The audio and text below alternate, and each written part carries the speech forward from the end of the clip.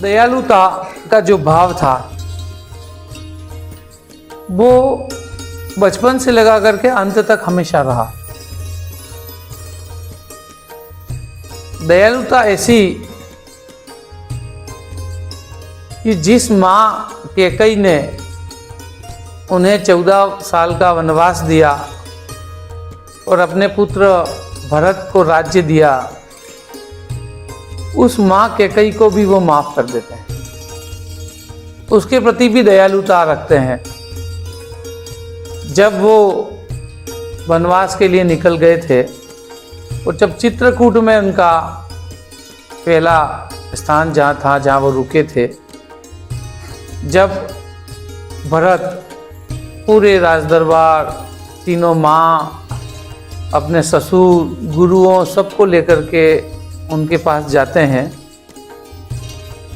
तो राम सबसे पहले माँ कैकेयी को प्रणाम करते हैं।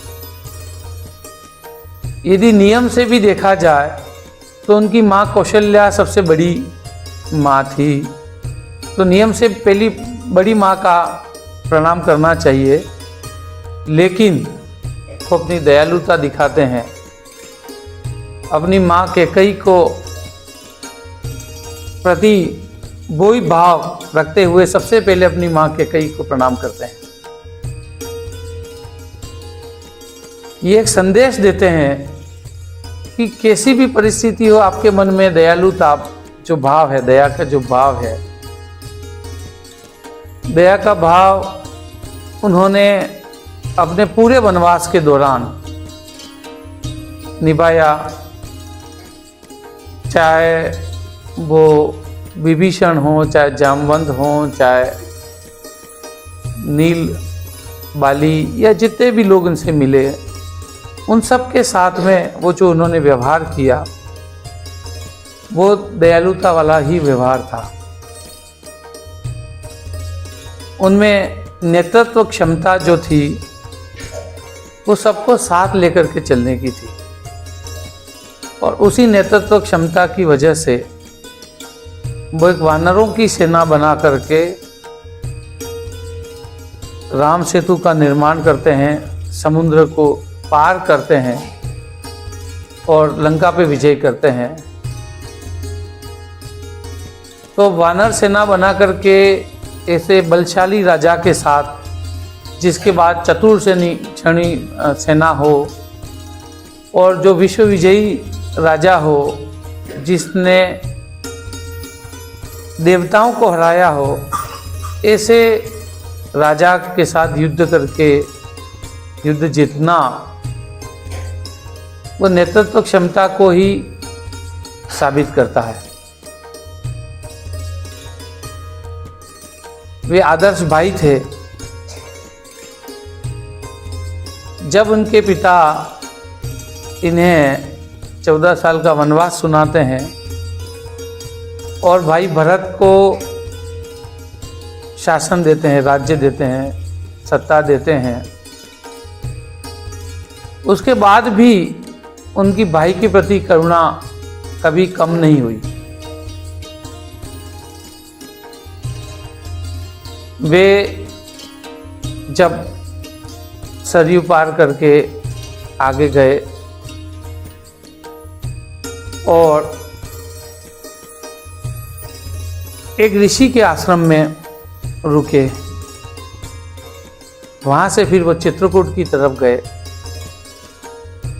तब वहाँ चित्रकूट में वन देवी प्रकट होती हैं और उन्हें कहती हैं कि आपकी सेवा में मुझे क्या करना है, आप आदेश दीजिए। तब भगवान श्री राम वन देवी से कहते हैं, हे देवी, मैं तो अपनी व्यवस्थाएं कर लूँगा, लेकिन मेरे पीछे मेरा भाई भरत मुझसे मिलने ज़रूर आएगा, तो पूरे रास्ते के जो कांटे हैं वो तुम हटा देना।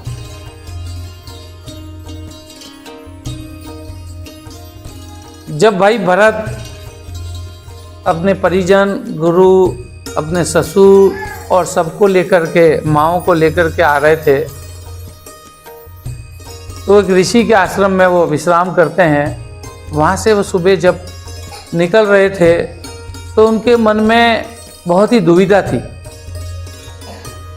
कि किस तरीके से राम के सामने मैं जाऊंगा, राम मेरे से नाराज होंगे, रुष्ट होंगे, या क्या स्थिति होगी, उसके मन में कल्पना नहीं बन रही थी।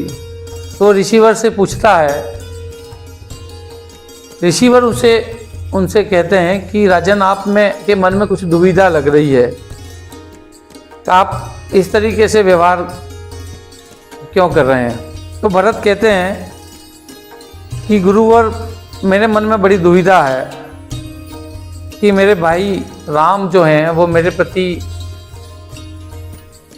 कितना, उनके मन में क्या भाव होंगे, क्या मेरे से वो रुष्ट होंगे, या क्या परिस्थिति होगी, मैं उनके सामने कैसे पेश आऊँगा, ये मुझे समझ में नहीं आ रहा है। तब वो ऋषि कहते हैं कि मुझे नहीं पता कि आपके प्रति राम के मन में क्या भाव हैं, लेकिन मैंने यहाँ आश्रम से जाते हुए मैंने देखा था कि जब वो गंगा पार कर रहे थे तो उन्होंने पुरोहित को बुला करके स्वस्ति वाचन करवाया था। तो जैसे ही पुरोहित ने जम्बूद्वीप भारत खंडे कहा तो भारत का नाम जैसे ही आया तो वो हे भरत करके उनके अंजलि से वो जल गिर गया और वो नीचे गिर गए थे और हे भरत करके याद कर रहे थे। तब भरत को लगता है कि उनके बड़े भाई राम के मन में उनके प्रति कितना अगाध प्रेम है। भरत जब उनके पास पहुंचते हैं तो भरत प्रभु राम से कुछ कह नहीं पाते हैं। तो शाम के समय में सभी लोग एक साथ बैठे थे तो राम भरत को पूछते हैं कि बोलो भरत, क्या चाहिए। तो भरत कहते हैं कि प्रभु सब कुछ तो मुझे दे दिया और आप खुद यहाँ वन में आ गए हो, तो मुझे निज नराधम को और क्या चाहिए। तो राम उन्हें टोकते हैं, उन्हें कहते हैं कि ऐसा कहने की जरूरत नहीं है, पिताजी का आदेश था उसका मैंने पालन किया है, उसका आदेश तुम्हें भी पालन करना चाहिए। तो भरत काफ़ी अनुनय विनय करते हैं, काफ़ी विलाप करते हैं, काफ़ी रोते हैं, काफ़ी बातें करके उन्हें मनाने का प्रयास करते हैं कि मैं तो आपके चरणों में रह करके ही आपकी सेवा करना चाहता हूँ और राज आपका है और आप ही करिए। तो ये एक संदेश देता है कि जिस भाई को राजपाट और सब चीज़ें मिल गई हैं वो उसे ठुकरा करके अपने भाई के भातृत्व प्रेम को दर्शाता है।